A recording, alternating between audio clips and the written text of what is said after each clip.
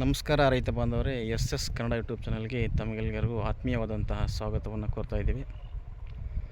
ಹೋದ ಸಲ ಬದನೆ ತೋಟದಾಗ ಬಂದಿದ್ವಿ. ಈ ಸಲನೂ ಕೂಡ ಒಂದು ವಾರ ಆಯ್ತು. ಒಂದು ವಾರ ಬಿಟ್ಟ ನಂತರ ಬಂದೀವಿ ಬದನೆ ತೋಟಕ್ಕೆ.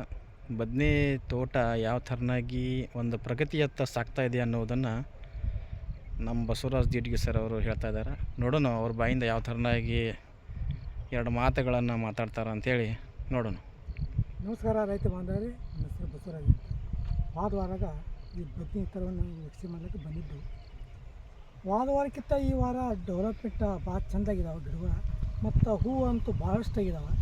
ಕಾಯಿ ಮತ್ತು ಶೈನಿಂಗ್ ಭಾಳಷ್ಟು ಬಂದಾವೆ, ವೀಕ್ಷಣೆ ಮಾಡ್ಬೋದು. ಕಾಯಿ ಮತ್ತು ಆ ಥರಾಗ ಉಳ್ಳಾಗಡ್ಡಿ ಸಹ ಸಾವಯವದಾಗ ನಾವು ಬೆಳೆದು ನೋಡ್ಬೋದು. ಉಳ್ಳಾಗಡ್ಡಿದು ಮತ್ತು ಚೆಂಡು ಹೂವು ಸಹ ಅಲ್ಲೇ ಸಸಿ ನಾಟಿ ಮಾಡಿದೆವು. ಚೆಂಡು ಹೂವು ನೋಡಿ ವೀಕ್ಷಿಸಬಹುದು.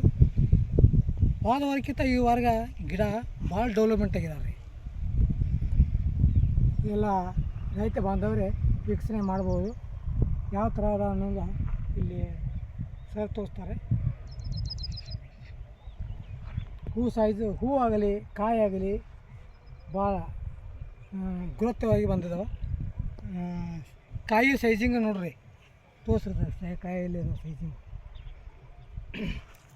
ಇಲ್ಲಿ ನೋಡ್ರಿ.